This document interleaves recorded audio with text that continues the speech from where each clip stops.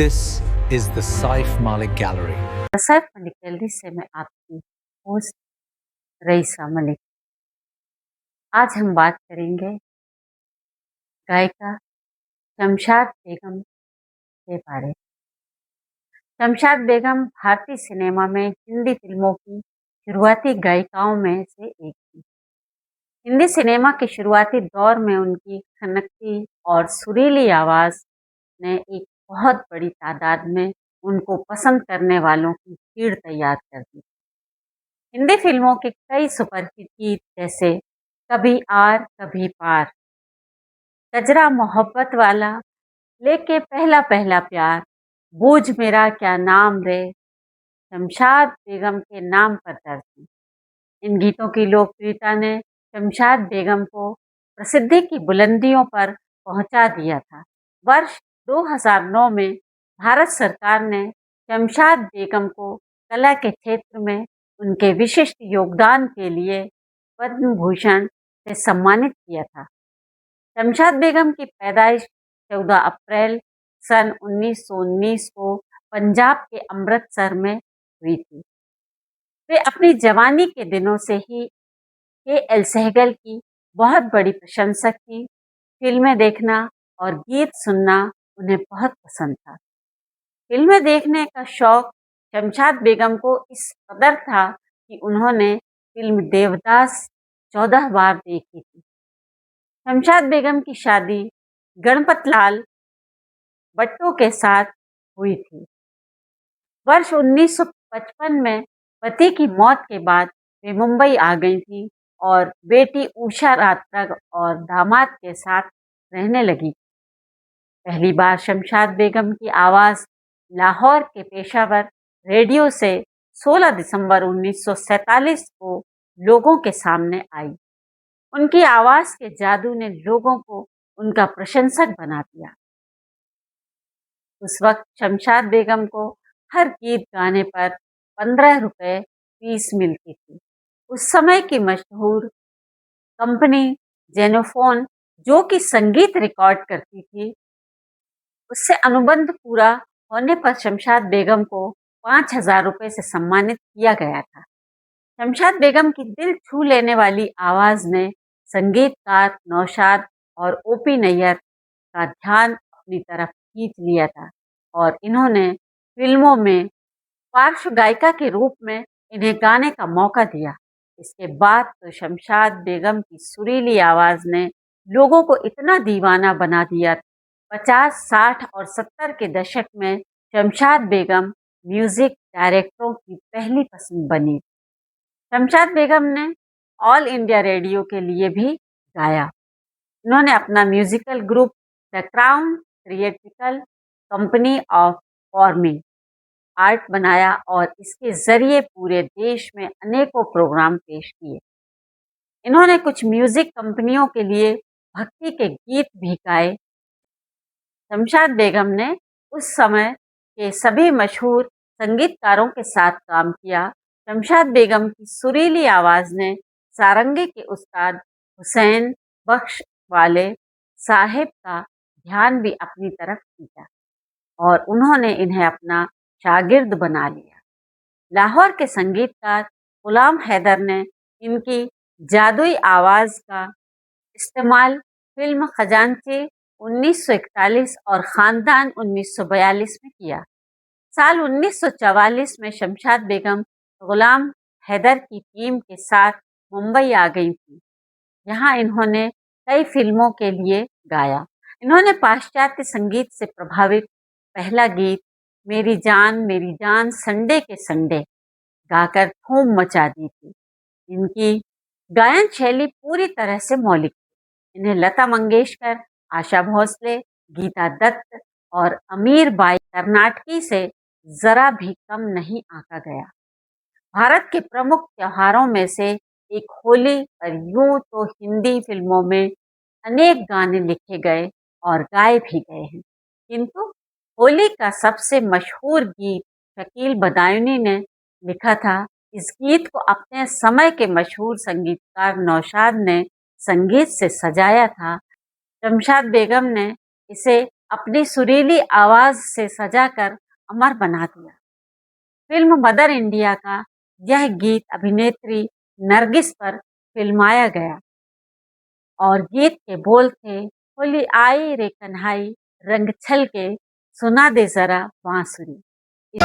होली आई रे कन्हाई होली आई रे, होली आई रे कन्हाई रंग छल के सुना दे जरा बांसुरी। होली आई रे कन्हाई रंग छल के सुना दे जरा बांसुरी। होली आई रे होली आई रे।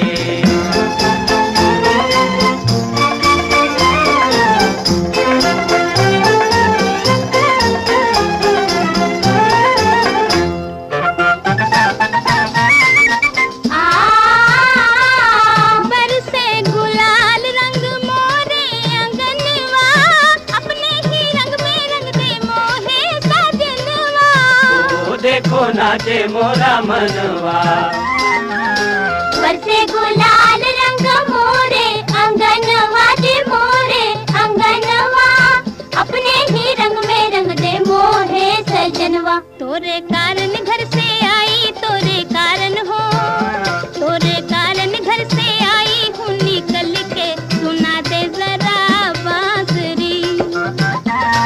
इस गीत में गोपियां नटखट कृष्ण से गुजारिश कर रही हैं कि वे होली के मौके पर अपनी जादुई बांसुरी बजाना बंद ना करें। यह गीत अपने समय के सबसे सफल गीतों में से एक था, जो लोगों के दिलों पर छा गया था। शमशाद बेगम के मशहूर फिल्मी गीतों में शामिल हैं मदर इंडिया फिल्म के छोड़ बाबुल का घर, होली आई रे कन्हाई और ओ गाड़ी वाले गाड़ी धीरे हाँक रे।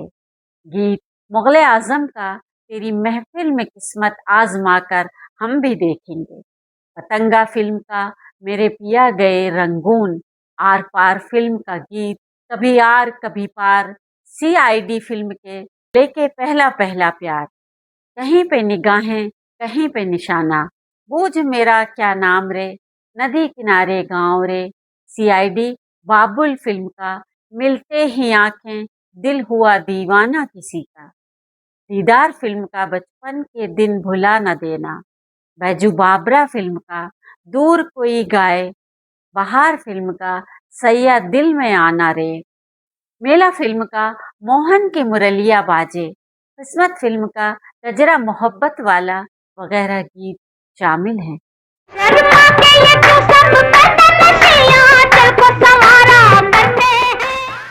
मिलते ही आंखें दिल हुआ दीवाना किसी का, घड़ी भर को तेरे नजदीक आकर हम भी देखेंगे, घड़ी भर सैया दिल में आना रे, आके फिर ना जाना रे, आके फिर ना जाना रे। हो गाड़ी वाले गाड़ी धीरे हाँक रे, दिया उड़ा जाए कभी यार कभी पार लगाती रे नजर, सैया घायल किया रे। वो मेरे पिया गए रंगून, किया है वहाँ से टेलीफोन तुम्हारी, यार पीछा छोड़ मुझ मतवाली का, ढूंढे रात तक मतवाली। बोले के पहला पहला प्यार भर के आंखों में खुमार, जादू नगरी से आया है। दुनिया है मेरे पीछे लेकिन मैं तेरे पीछे अपना बना ले।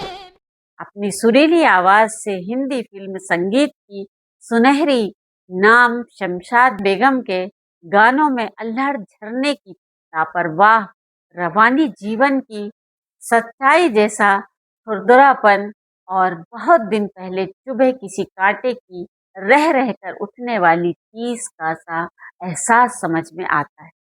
उनकी आवाज की यह अदाएं सुनने वालों को बरबस ही अपनी ओर खींचती हैं और उनके गानों की लोकप्रियता का आलम यह है कि आज भी उन पर रिमिक्स बन रहे हैं। शमशाद बेगम को साल 2009 में प्रेस्टिजियस OP नैयर अवार्ड तथा इसी वर्ष पद्म भूषण सम्मान से भी नवाजा गया। शमशाद बेगम से जुड़ी कुछ मज़ेदार बातें आपको बताते हैं। शमशाद बेगम ने अपने गायन करियर की शुरुआत रेडियो से की। उनकी पहली हिंदी फिल्म खजांची थी। फिल्म के सारे 9 गाने शमशाद ने गाए। उन्होंने 16 दिसंबर 1947 को पेशावर रेडियो के लिए गाना गाया। उनके इस गाने से ओपी नैयर काफ़ी प्रभावित हुए और उन्हें अपनी फिल्म में गाने का मौका दिया। 50, 60 और 70 के दशक में शमशाद संगीतकारों की पसंदीदा हुआ करती थी। नए ज़माने में शमशाद बेगम की जितने गानों को रिमिक्स किया गया, शायद ही किसी और गायक के गानों को किया गया हो। खास बात ये रही कि शमशाद का ओरिजिनल गाना जितना मशहूर हुआ, उतने ही हिट उनके रिमिक्स भी हुए। उनके सैयां दिल में आना रे, गजरा मोहब्बत वाला, कभी आर कभी पार जैसे गानों के रिमिक्स काफ़ी मशहूर हुए। गजरा मोहब्बत वाला के रिमिक्स को तो सोनू निगम ने आवाज़ भी दी। शमशाद बेगम को इस रिमिक्स पर कोई एतराज़ नहीं हो रहा। वो इन्हें वक्त की मांग मानती थी। शमशाद बेगम के गाने आज भी कई लोगों के मोबाइल फ़ोन की प्लेलिस्ट में मिल जाते हैं। उनकी आवाज़ का जादू है ही ऐसा। यही नहीं, शमशाद के गाने रिंगटोन्स के रूप में भी हिट रहे हैं। 90 के दशक में उनके गाने सबसे ज़्यादा डाउनलोड की गई रिंगटोन्स में शामिल थे। 1968 में आई फिल्म किस्मत में शमशाद बेगम ने हीरोइन बबीता नहीं, बल्कि हीरो विश्वजीत के लिए आवाज़ दी थी। फिल्म में विश्वजीत पर फिल्माए कुछ गानों में वो लड़की के भेष में थे, जिसके लिए आवाज़ शमशाद की इस्तेमाल की गई। शमशाद ने अपनी आवाज़ की विविधता को साबित करते हुए पश्चिमी धुन पर आधारित गाने भी गाए। उन्होंने सी रामचंद्र द्वारा कंपोज किया हुआ गाना आना मेरी जान संडे के संडे गाकर धूम मचा दी। ये उनका पहला पश्चिमी धुन पर आधारित गाना था।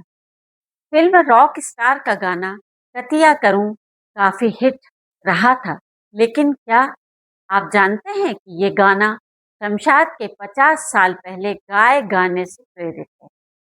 मरहूम गायिका शमशाद बेगम ने कतिया करूं को 1963 में गाया था।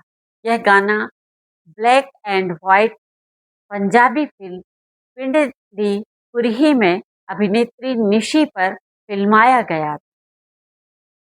शमशाद बेगम को कैमरे के सामने आना पसंद नहीं था। कुछ लोगों का मानना है कि शमशाद खुद को खूबसूरत नहीं मानती थी, इसलिए वो फोटो नहीं खिंचवाती थी। वहीं कुछ लोग कहते हैं कि उन्होंने अपने पिता से कभी कैमरे के सामने न आने का वादा किया था। यही वजह है शमशाद बेगम की बहुत कम तस्वीरें मिलती हैं। शमशाद बेगम के.एल. सहगल की बहुत बड़ी फैन थी। उन्होंने सहगल की फिल्म देवदास 14 बार देखी थी। यही नहीं, वो उनकी गायकी से भी काफ़ी प्रभावित थी। शमशाद बेगम ने निशान जैसी फिल्मों में बहुभाषी गीत भी गाए। फिल्म शबनम में बर्मन दा के संगीत निर्देशन में उन्होंने एक गाने में 6 भाषाओं में एक साथ गाया। वह गैर फिल्मी रिकॉर्ड्स के लिए भी गाती रहीं। हिंदी, पंजाबी, उर्दू और पश्तो में भी उनके कई गैर फिल्मी गाने हैं। ओपी नैयर उन्हें टेम्पल बेल कहते थे। नैयर शमशाद की आवाज़ की तुलना मंदिर में बजने वाली घंटियों की आवाज़ से करते थे। शमशाद की गायन शैली पूरी तरह मौलिक थी और उन्होंने लता मंगेशकर, आशा भोसले, गीता दत्त और अमीर बाई कर्नाटकी के दौर में अपनी अलग पहचान बनाई थी। भारतीय सिनेमा में अपनी सुरीली आवाज़ से लोगों का दिल जीत लेने वाली मशहूर गायिका शमशाद बेगम का निधन 23 अप्रैल 2013 को मुंबई में हो गया। शमशाद बेगम ने हिंदी फिल्म जगत से भले ही कई वर्ष पहले दूरियां बना ली थी, किंतु अपने पूरे करियर में बेशुमार मशहूर गानों को अपनी आवाज़ दी। उन्होंने ना जाने कितने ही अनगिनत गानों को अपनी आवाज़ से सजाकर हमेशा हमेशा के लिए जिंदा कर दिया। उनकी बेटी उषा का कहना था कि मेरी माँ हमेशा यही कहती थी कि मेरी मौत के बाद, मेरे अंतिम संस्कार के बाद ही किसी को बताना कि मैं अब इस दुनिया से जा चुकी हूँ और मैं कहीं नहीं जाऊंगी, जहाँ से आई थी वहीं वापस जा रही हूँ। मैं सदा सबके साथ हूँ। ये खनकती आवाज़ अपनी ज़ुबान से गाए गए गानों से ही सबके दिलों को सुकून दे। अगर आपको ये प्रस्तुति पसंद आई हो तो आप इसे लाइक कीजिए, सब्सक्राइब कीजिए और हमारे चैनल पर कमेंट्स लिखना मत भूलिएगा और इसे शेयर ज़रूर कीजिए।